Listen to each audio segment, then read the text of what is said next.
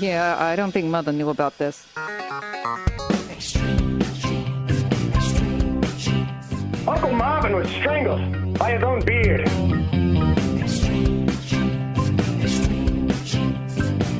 Yeah, never saw it coming.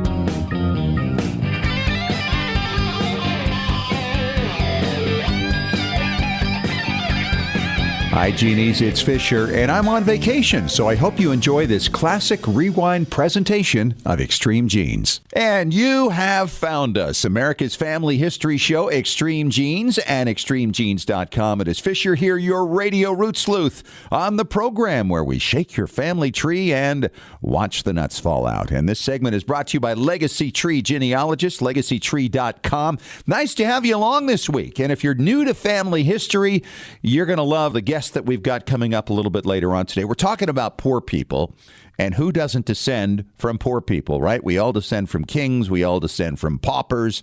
But the poor folks, they left a lot of records for various reasons, and we'll get into that a little bit later on in the show. First of all, we're going to talk to Christy Fillerup. She's a researcher with Legacy Tree, and she's going to talk about some of the records available through a thing called the Parish Chest, coming up in about 10 minutes or so. And then later on the show, a genealogist from the New England Historic Genealogical Society, Jean Belmonte, is going to be on, and she's going to continue with more records you might find on paupers over in the UK as well as in the United States, and how some of those traditions carried over here. So that's all coming up later on in the show.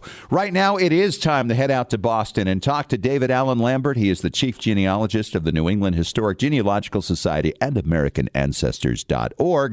David, how are you? How was your trip to Michigan and the National Genealogical Society conference? It was great. I got to meet a lot of our listeners, including Kristen Krieg from Michigan, who listens to the show all the time. She made a point of coming over after my book signing. It went really great. So many people love the show, and it was great to meet them. In fact, one actually came over and started singing the theme song, gave me a hug. I love that. And you know something? I just want to say your topic today hits home because I have poor people in my family tree. In fact, my grandfather would always say that he went over the hill to the poorhouse to get a bride. It's because my grandmother's name was Lillian May Poor. That's right. And I seem to recall that somehow one of your ancestors' records got mixed up. They thought that the person was poor as opposed to the name being poor. Yeah, I found a nice Revolutionary War diary that way. Wow. All right, let's get going with our Family Histoire news. Where do we start today, my friend? Well, the story that I am going to tell you about first deals with a former slave born in Africa. In fact, it was a slave that was interviewed in the 1930s. Cudjo Lewis was 19 when he arrived on the Clotilda in Alabama in 1860 on the last known slave vessel to bring slaves to the United States. And he was still living when he was interviewed in the 1930s. He must have been in his 90s by then. Yes, I think so. And the interview is actually on history. We've linked to it at extremegenes.com, so that's a good one to check out. Very interesting material. It really is, and it's a shame nowadays we'd probably do the DNA. And now there's a little controversy with DNA in the news lately between genealogists on whether or not they want to share on things like GEDmatch. Yeah, this is interesting because they broke the case of the Golden State Killer recently by going to GEDmatch and other sites and comparing DNA they got from a suspect and actually identifying who this person was. And so now everybody's going, oh my goodness, the privacy in my DNA is being used for other. But, you know, the fact is, it's not just my DNA or your DNA. It's DNA we share with other people within our families. It really is. And it's not just DNA. Obituaries can catch criminals, too. Did you hear the story about the person whose mother's obituary had the alias? So they were able to track down a person who's been on the run for 37 years. Yes, absolutely. And then they actually did have to test him to make sure that he was the same guy. But when you see the pictures, you go, yep, that would be the guy from the early 1980s that disappeared from jail. That was a nice find. Thanks, Mom. Exactly. Hey, listen, by the way, I was thinking about NGS. There was one thing I forgot to mention to our listeners.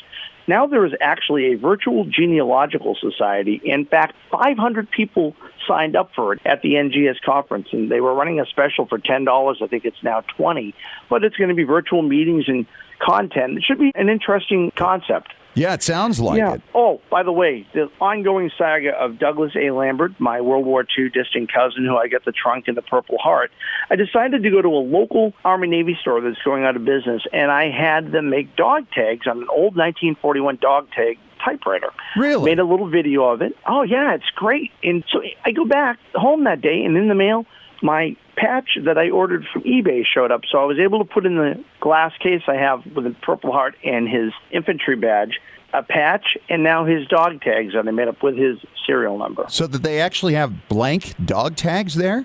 They do. They can make them up. It costs under $8, even with the chain. So, Wow. yes, you can have a dog tag redone if you have the information on it. One has the contact information, and the other has his tetanus shot, blood type, his name, branch of the service, and serial number. That's incredible. I had to guess at the blood type because I don't know it, so I did what mine is. Type O. There you go. And you know, the amazing thing about this is that it's better than 3D printing. It really is, and these will last a lot longer than I'll be around than the paper. Absolutely. Well, every week I like to reach out and give a blogger spotlight, and this week I'm going to give a little love to the Next Gen Genealogical Network, which I've mentioned before. Great people, and on their website, tnggn.org/blog, they're now having members of Next Gen do guest blogging. So a friend of ours, Devin Noah Lee, who we know from Texas, she's on there recently. And I'm hoping to write a piece, and hopefully you too, Fish. I mean, I think it's going to be a great way for people who don't have a blog to get out there and try one out and maybe influence them to write their own. Nice idea. Well, the only thing I have to mention now is if you're not an NEHGS member, remember you can use the code EXTREME and save $20 on AmericanAncestors.org. Well, that's all I have for this week. Heading off to New York for my next conference very shortly.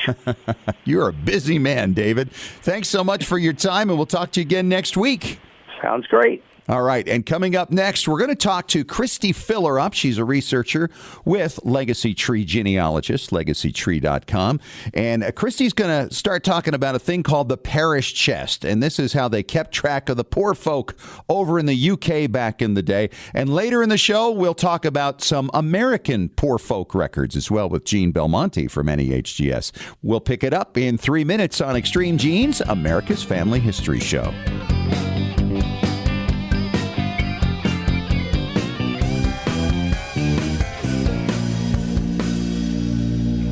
Have you hit a brick wall in your family tree? Are you unsure how to use your DNA test results to resolve a research question? Do you want to travel where your ancestors walked and need to find details before you go? Need help joining a lineage society? Whatever your genealogy research question, the answer is Legacy Tree Genealogist. Legacy Tree Genealogist has been helping clients all over the globe discover their story since 2004. Legacy Tree has carefully selected and trained professionals who specialize in hundreds of countries and languages, as well as probate research and DNA analysis. And when you need experts on the ground in the countries where your ancestors came from, Legacy Tree Genealogist calls upon its global network of on-site researchers who know the local language and how to get their hands on the records you need. Legacy Tree Genealogist is the world's highest client-rated genealogy research firm and is recommended by genealogy industry leaders worldwide, including MyHeritage, 23andMe, and more. Request your free quote today at legacytree.com. That's legacytree.com. Whether you're new to family history, a seasoned pro, or you simply miss the event in Salt Lake City, now is your chance to connect at Roots Tech London. That's right, the world's largest family history conference is expanding to London, October 24 through 26. Join us for 3 huge days of discovery and make connections to your past. Enjoy world-class entertainment, interactive booths, and hundreds of hands-on classes. Oh, and did I mention that world-famous entertainer Donny Osmond is one of the featured keynote speakers. Purchase your 3-day Roots Tech London pass today. Passes start at only £49. Learn the latest about DNA, explore recently released record sets, and interact with exciting technology. Join the excitement, join the fun, discover your family. Discover Roots Tech, October 24 through 26 at the XL London. Register today at rootstech.org/London. Genies, it's Fisher with a thanks and a shout out to members of our Extreme Genes Patron Club. We are blessed to have so many friends of the show supporting Extreme Genes. Monthly contributions start at just $1 and go up to the cost of a cup couple of really tasty large smoothies with added fruit. Just $8. Patron Club member benefits include early podcast access. And our special bonus podcasts include photo experts, legal experts, DNA specialists, and so many more. You can even get expert advice on specific questions you're struggling with in your family history research. So go to patreon.com/extremegenes and get signed up. That's patreon.com/extremegenes. Now, I know those smoothies would taste great, but they're not nearly as satisfying as discovering your family. The choice is yours. So get signed up right now. We look forward to helping you out. And thanks for supporting Extreme Genes.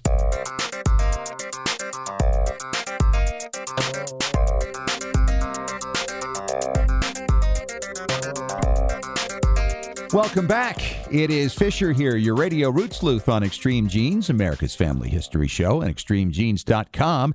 And we're talking poor folk today. And I'm excited to have from my friends over at legacytree.com genealogist, Christy Fillerup. Welcome back to Extreme Genes, Christy. Thank you. Thank you for having me. Excited to be back. You've been blogging lately about a little thing called the parish chest. And I have had a little experience with that, but not a lot of success. But, of course, that's always going to depend on the parish, the individual, the era, all those things that you're looking for.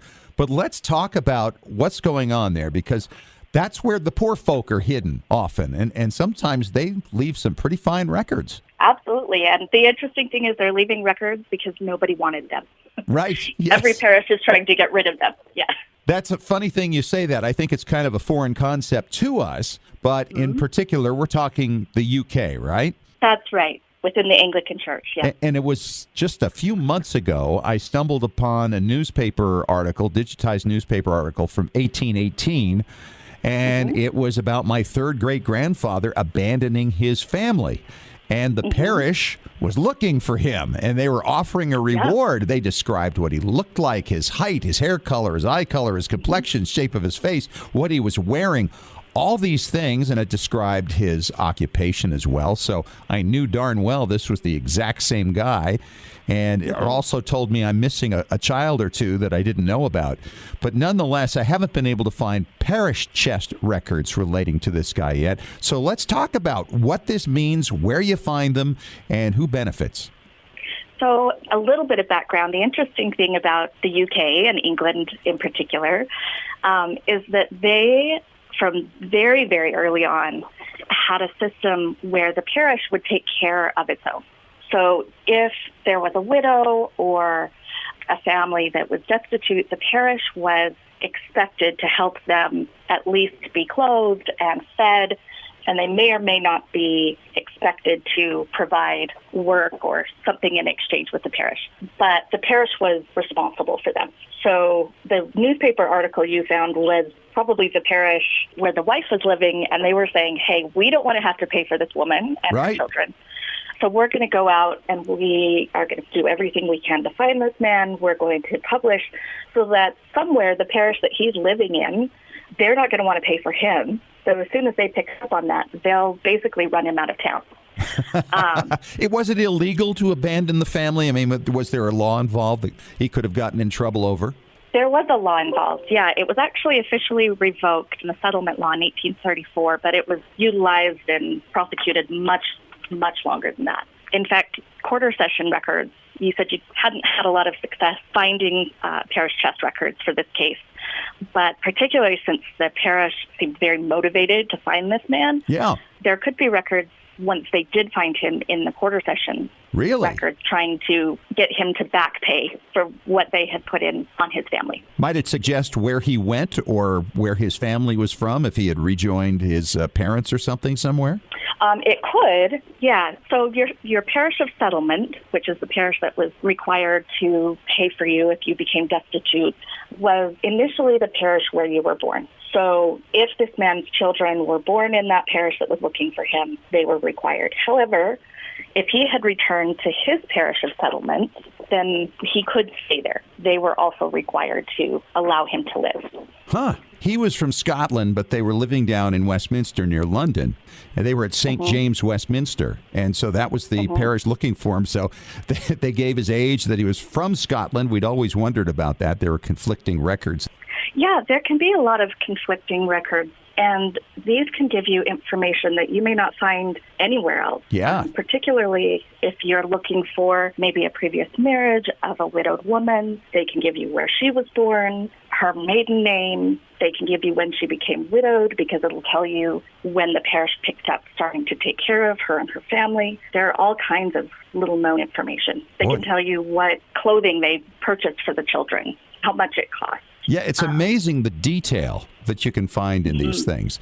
So we've got the parish chest, which is actually within the church records, right? So if, say we were going to go to the card catalog for FamilySearch.org, you might find some of those there under the specific parish, right? That's right. And on Find My Past would be another great source, I would think. Yeah. The Family History Library is the best source for parish chest. They only recently, within the last, 25 years or so, started going back and digitizing those. But they're not necessarily indexed. Oh, no, they are almost never indexed. Right, because there's just too much stuff. That's right. To sort and through. They're not form-based like a parish register. So you would be going page by page through handwritten, basically just the parish vestry's notes on the business of their parish. So if you happen to find something like I did, now you have a parish, you have a date, you know who you're looking for. That's a little easier because you're not just saying, oh, they lived there and maybe something happened. You can actually start to narrow it down to the period of time we're looking at, right? That's right. They can be particularly useful in locating illegitimacy cases, because then you have pretty tight window of time where you can go page by page versus decades. Would they list the names of all the children in a case like this? They would list the names of all of the children if all of the children were being cared for by the parish. So if there were older children who were out on their own and providing for themselves, then they probably wouldn't be listed. Right. Only the minor children. And so we're talking, what, over 18? Yeah, over 18 would be the age of majority. If they were over the age of 18, but they couldn't find work, then the parish would still be caring for them. If they were born there, it would still be their parish of settlement. And so how good has the preservation been? I mean, are there parishes that have lost their parish chest records? There absolutely are. And the parish chest records are very spottily preserved, and they can be anywhere from the county record office to the National Archives in London. They may or may not have been filmed. So if there's no family history library microfilm, there still may be parish chest records at the county record office or even at the local parish church still. Wow. There's your church state, right? Hard at work. Yeah, exactly. They are a lot of work, but they can be so worth it. Yeah, very rich in what they provide. So what percentage of them would you say have survived, and from what eras? I would say over 50%, probably closer to 75% have survived in some capacity. That doesn't necessarily mean the full run. Right. Some parish chest records date to as early as the late 1500s. There were particular laws that were put into place at that time that required the parish to start taking care of their own. So the late 1500s, and then how late did they continue that? So the parish chest records will include not just care of the poor. They'll also have information on what they call bastardy bonds, and they'll have information on the overseers, and those will go all the way up through the early 1900s. Wow. And even later if you contact the parish church. Now, after 1837, the poor law unions took over all of the care of the poor.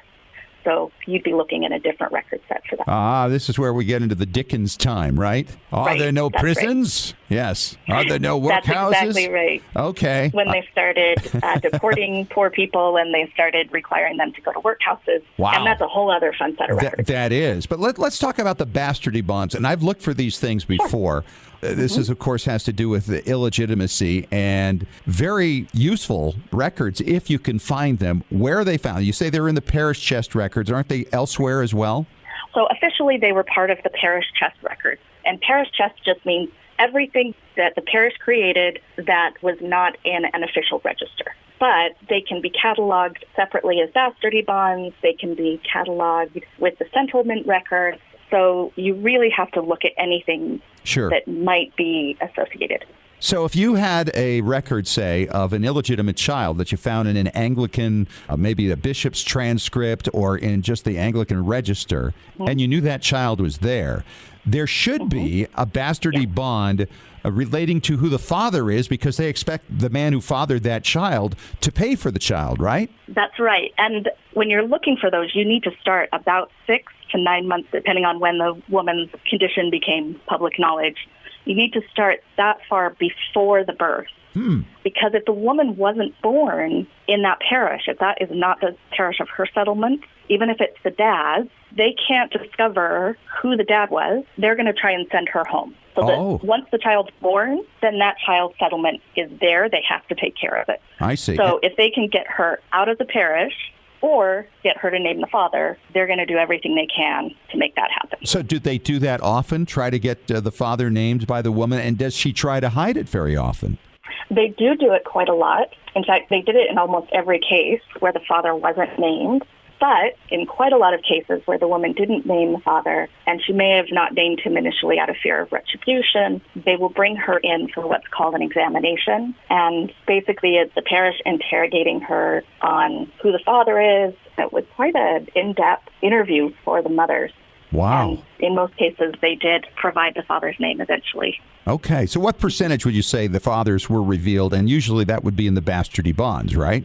That's right. I would say the father is revealed in the bastardy bonds that exist probably 75 to 80% of the time. Wow. When she doesn't name the father, they may try and send her out of the parish if they can, or she may get sent to the quarter sessions, which were the local courts. And they would try to work her over as well, huh?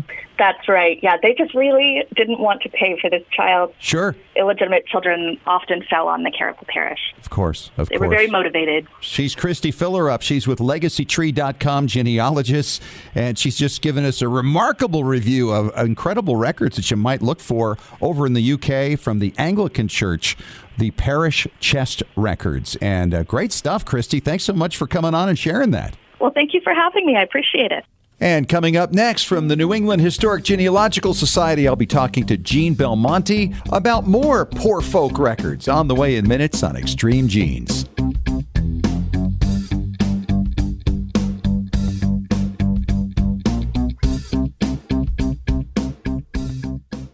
Looking for an easy way to show off your family history and share it with your family? Family Chartmasters offers beautiful custom pedigree art pieces and inexpensive family reunion draft charts in any design or size that fits your needs. With a free consultation at FamilyChartmasters.com, you can get started creating a new family masterpiece. Family Chartmasters has over 11 years of experience in creating and printing family charts. They can print any style genealogy chart from any genealogy file and can create exactly what you're looking for. You'll work with a specialized and talented consultant whose goal is to make you happy. Decorative charts make fantastic gifts for all occasions. And with Family Chartmasters' option of ordering duplicate charts at half price along with your original purchase at full price, you can afford to give a family heirloom to each member of your family.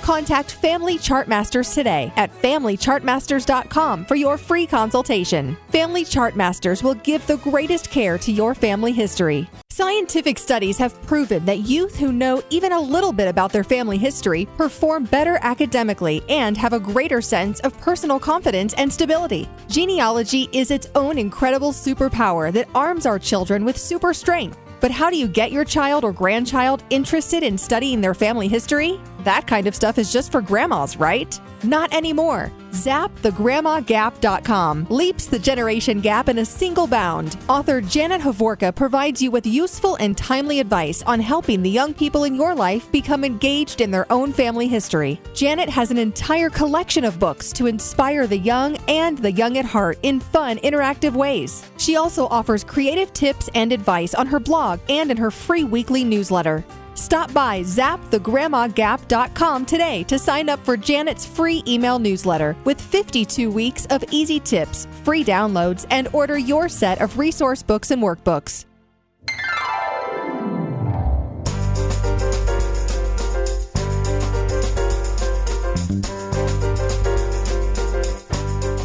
And welcome back. It is America's Family History Show, Extreme Genes and extremegenes.com. Fisher here, your radio root sleuth.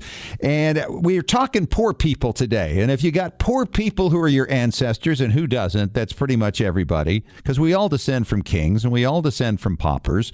But there were certain records. And of course, we were just talking to Christy Fillerup a little bit ago here about the parish chest records over in the UK. Very interesting to find out what might be available for you there. And right now we got Jean Belmonte on from the New England Historic Genealogical Society. Jean, you are very into this as well. What got you started looking at the records of the poor? Well, I found out when I was first researching my Liverpool, England roots, and I couldn't locate a death record for a great-great-grandfather. I was disheartened to see that he died of tuberculosis in the Brownlow Hill workhouse in Liverpool, in the infirmary. And that kind of got me started into looking into UK workhouse records and what the situation was like that would drive someone into the workhouse who was that severely ill. Right. Was this a debtor's prison, basically?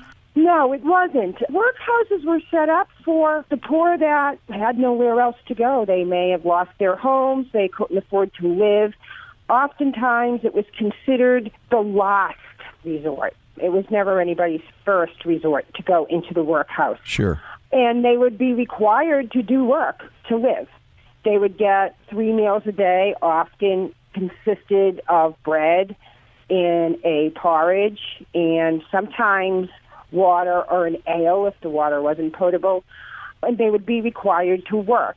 Women generally would be required to pick oakum out of rope to be recycled into new rope. Men often broke stones. It was very hard labor. Wow. Which is why it was always considered a last resort to go into the workhouse. The minute you entered, families were separated, women on one side, men on the other. Children were taken into their own wards. Would they ever see each other? Sometimes. Generally, they were kept separate. Some workhouses did allow families to see each other, the children to see their moms. The children were taken care of a little bit better. They also had, in their workhouse system, as time went on, they had cottage homes for children, and they were educated to a point, mostly so they could develop skills to go leave the workhouse and go out and work for themselves. Yeah. How did anybody ever get out of this situation then?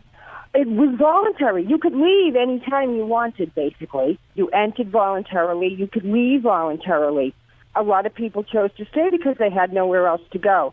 Many times it was the ill, as in the case of my great-great-grandfather who went into the workhouse infirmary. He died in 1890, 50, 60 years before the NHS, so there was no medical, and they were used as basically pseudo-hospitals. Huh. A lot of workhouse infirmaries eventually turned into today's hospitals in the UK. That's unbelievable. So the records from these workhouses, are they good? They are. I know from my experience using the records, because I have researched the originals in Liverpool with the archives over there. You usually get admission dates, why they were admitted, who admitted them, and when they were discharged. In the case of William Snow, he was discharged at death. So were the almshouses of America kind of similar to these places? Yes and no. They were a place for people to go that had nowhere else, that may not have had any family to take care of them as they aged. A lot of the almshouses were farms. Yes. And I had a third-grade grandfather in New York at the Bellevue Almshouse, and it showed on the record as a farm. I didn't realize that they were literally farming.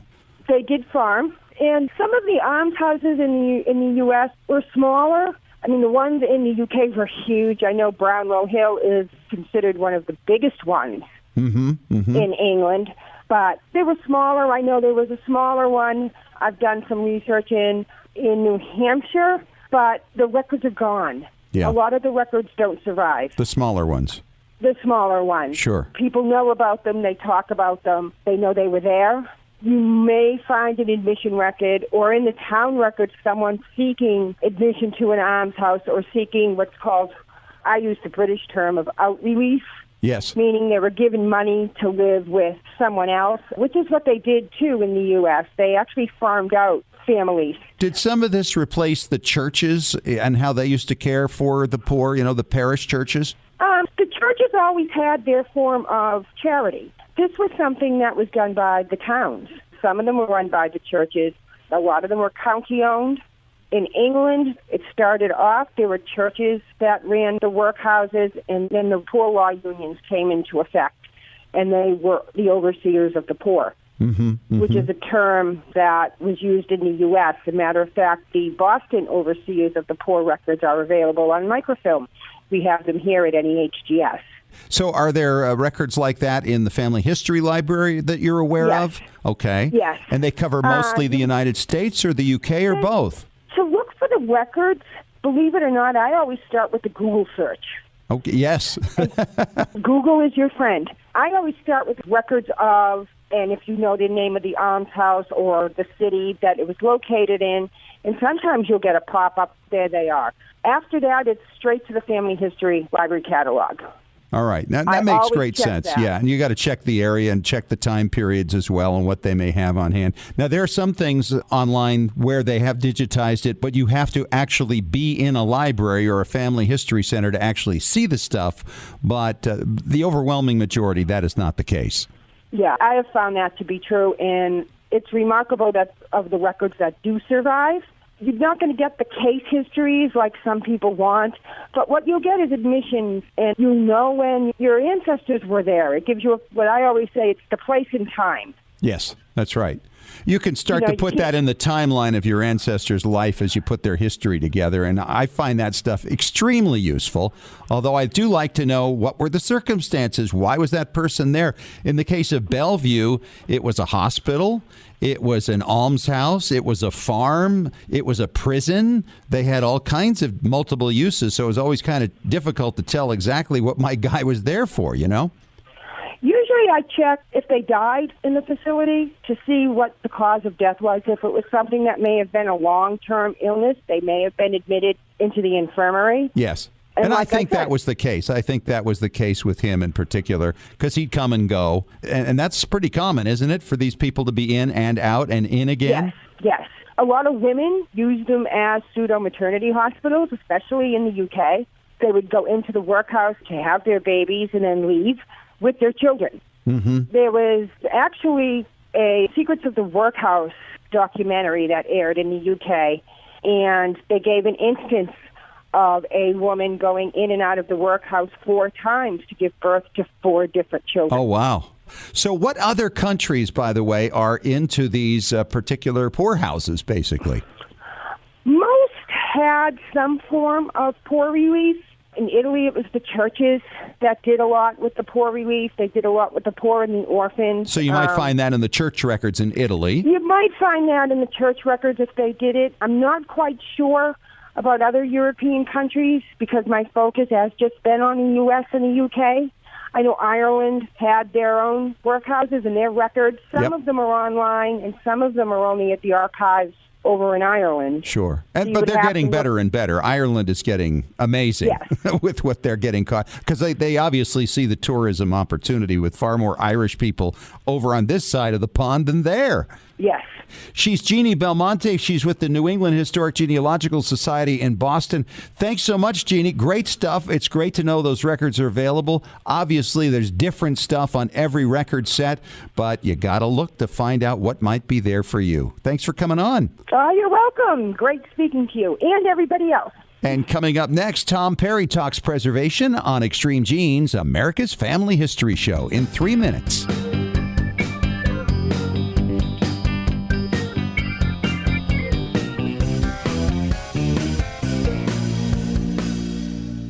Whether you're new to family history, a seasoned pro, or you simply miss the event in Salt Lake City, now is your chance to connect at Roots Tech London. That's right, the world's largest family history conference is expanding to London, October 24 through 26. Join us for 3 huge days of discovery and make connections to your past. Enjoy world-class entertainment, interactive booths, and hundreds of hands-on classes. Oh, and did I mention that world-famous entertainer Governor Donny Osmond is one of the featured keynote speakers. Purchase your 3-day Roots Tech London pass today. Passes start at only £49. Learn the latest about DNA, explore recently released record sets, and interact with exciting technology. Join the excitement, join the fun, discover your family. Discover Roots Tech, October 24 through 26 at the XL London. Register today at rootstech.org/London. Jeannie's, it's Fisher with a thanks and a shout out to members of our Extreme Genes Patron Club. We are blessed to have so many friends of the show supporting Extreme Genes. Monthly contributions start at just $1 and go up to the cost of a couple of really tasty large smoothies with added fruit. Just $8. Patron Club member benefits include early podcast access, and our special bonus podcasts include photo experts, legal experts, DNA specialists, and so many more.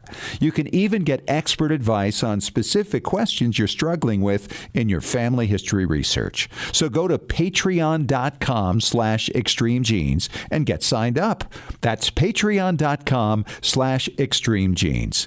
Now, I know those smoothies would taste great, but they're not nearly as satisfying as discovering your family. The choice is yours. So get signed up right now. We look forward to helping you out. And thanks for supporting Extreme Genes. Have you hit a brick wall in your family tree? Are you unsure how to use your DNA test results to resolve a research question? Do you want to travel where your ancestors walked and need to find details before you go? Need help joining a lineage society? Whatever your genealogy research question, the answer is Legacy Tree Genealogist. Legacy Tree Genealogist has been helping clients all over the globe discover their story since 2004. Legacy Tree has carefully selected and trained professionals who specialize in hundreds of countries and languages, as well as probate research and DNA analysis. And when you need experts on the ground in the countries where your ancestors came from, Legacy Tree Genealogist calls upon its global network of on-site researchers who know the local language and how to get their hands on the records you need. Legacy Tree Genealogist is the world's highest client-rated genealogy research firm and is recommended by genealogy industry leaders worldwide, including MyHeritage, 23andMe, and more. Request your free quote today at legacytree.com. That's legacytree.com.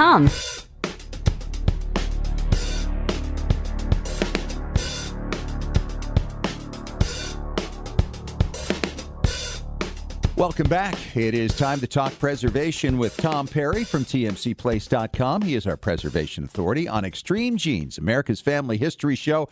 How you doing, Tommy? I'm doing super here. I'm still here in Mexico. We are borrowing a studio from the Lewis family. They've been really kind to us, trying to get them all set up and rocking and rolling to bring our services to Mexico. Wow, unbelievable. All right, we've got an email from Heather Crandall. She said, Tom, I'm looking to rent or borrow a machine similar to the one in the photo. Oh, let me hold that right up to the microphone there for everybody to see. To scan in all my negatives. There are a lot. Do you guys have access to anything like this? All right, first of all, let's tell everybody what this is. Yeah, it's a little device. If you're driving, don't climb up on your speaker to look at the photo that Scott just held up.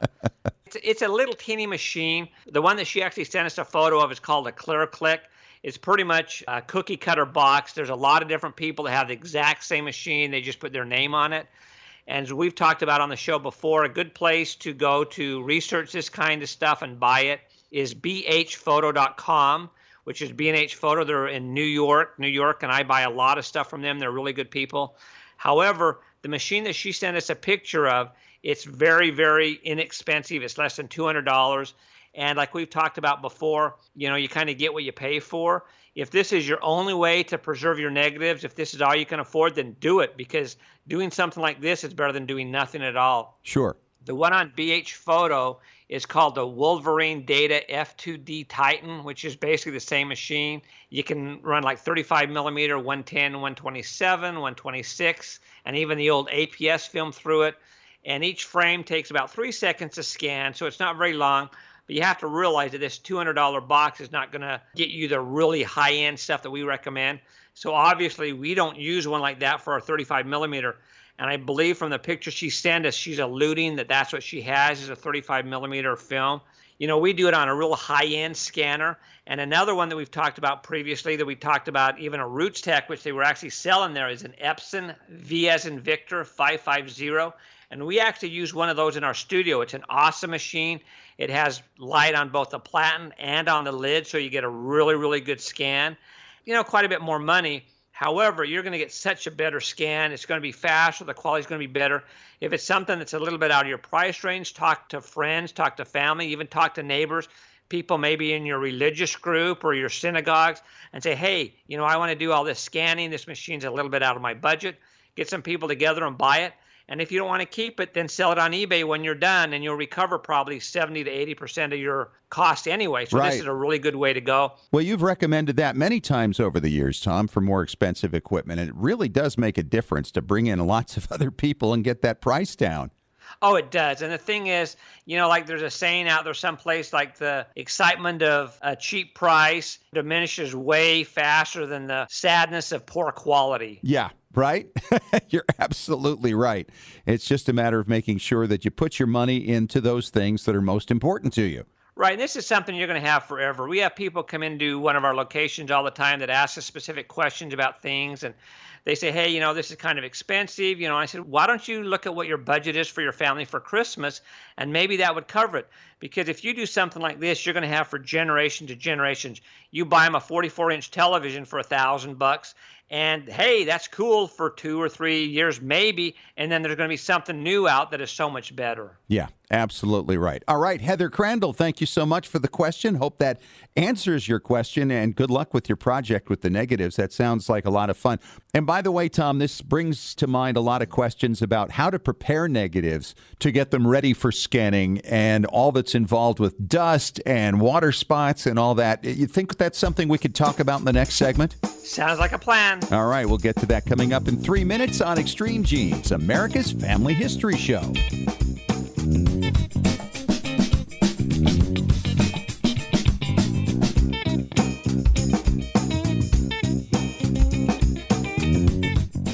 Looking for an easy way to show off your family history and share it with your family? Family Chartmasters offers beautiful custom pedigree art pieces and inexpensive family reunion draft charts in any design or size that fits your needs. With a free consultation at FamilyChartmasters.com, you can get started creating a new family masterpiece. Family Chartmasters has over 11 years of experience in creating and printing family charts. They can print any style genealogy chart from any genealogy file and can create exactly what you're looking for. You'll work with a specialized and talented consultant whose goal is to make you happy. Decorative charts make fantastic gifts for all occasions. And with Family Chartmasters' option of ordering duplicate charts at half price along with your original purchase at full price, you can afford to give a family heirloom to each member of your family.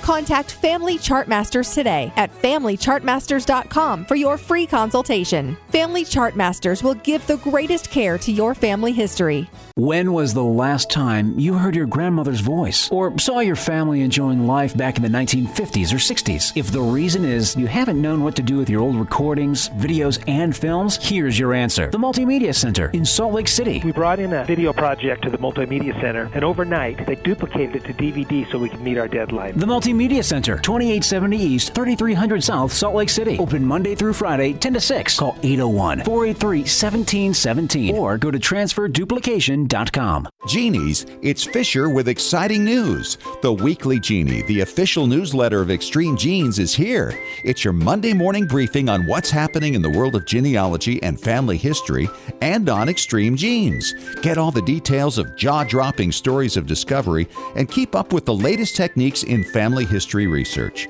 Get to know more about your favorite Extreme Genes personalities. And it's free. Sign up for the Weekly Genie now at extremegenes.com or the Extreme Genes Facebook page. And when you do, you'll receive David Allen Lambert's top 10 tips for beginning genealogists from the chief genealogist of the New England Historic Genealogical Society. Sign up today for the Weekly Genie.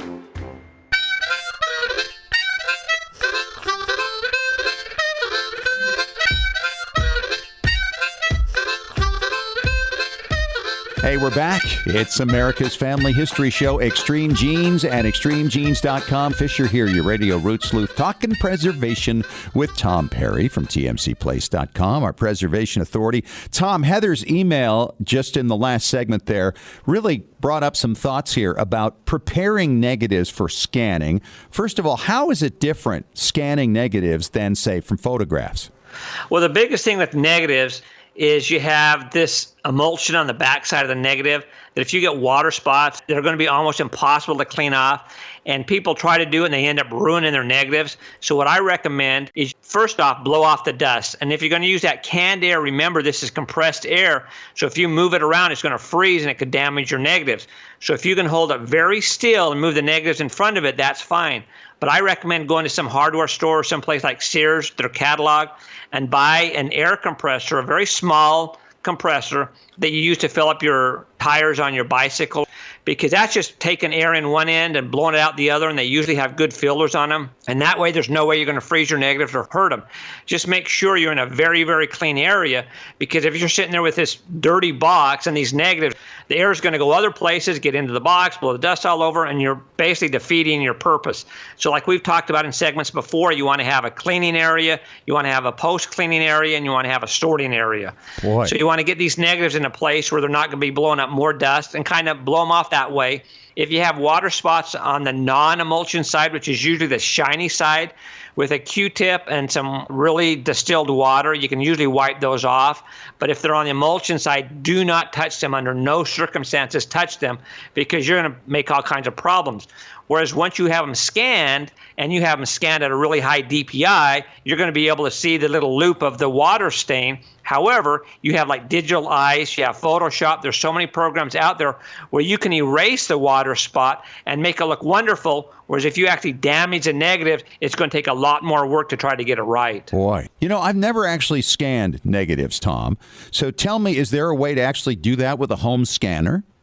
With most home scanners, you can't. Whenever you're going to scan something like a negative or a slide, you want to make sure your machine has both a light in the base of it and also in the lid. And a lot of them have like mirrors in the lid, and they say, oh yeah, this is going to work great well. It's a cheap way to do it. You want to get one that has a light in the top and the bottom, just like we talked about in the first segment. One that I really highly, highly recommend is the Epson V as in Victor 550, which is awesome. And if you want to go to something cheaper like the Wolverine, you can always do that. But I recommend getting together, getting a group, buying it, selling it on eBay when you're done, getting your money back. But you want to go to something great. Like a lot of people get confused when you're talking about HD, full HD, 4K, Ultra HD, what all these different things are. I'm confused right there. Okay. Let me go over it really quick and simple. Standard high definition is, they call it 1280 by 720, which is a pixel count. So, hey, that's really, really good. Yep. But then if you go to full HD, it's like 1920 by 1080, which is how we scan our film when we're trying for customers. And then the big thing nowadays is 4K, which is ultra high D, which is 3840 by 2160, which is huge. Yes. And when these first came out, they were like $3,500. And now I saw there was a 44-inch ultra high D for like $1,000 at Sam's Club. It's like, wow, these prices are coming down, which means scanners usually come down because the technology is getting better and better, and it's getting less expensive to create it. All right. As always, great stuff. And if you have a question for Tom Perry, you can email him at asktom@tmcplace.com, or you can post it on his Twitter page at AskTomP. Thanks so much, Tom. Talk to you again next week. My pleasure. Hey, that's all we've got this week. But you can keep up with this, of course, all throughout the week at ExtremeGenes.com. And, of course, on our Facebook page. You can follow us on Twitter at ExtremeGenes.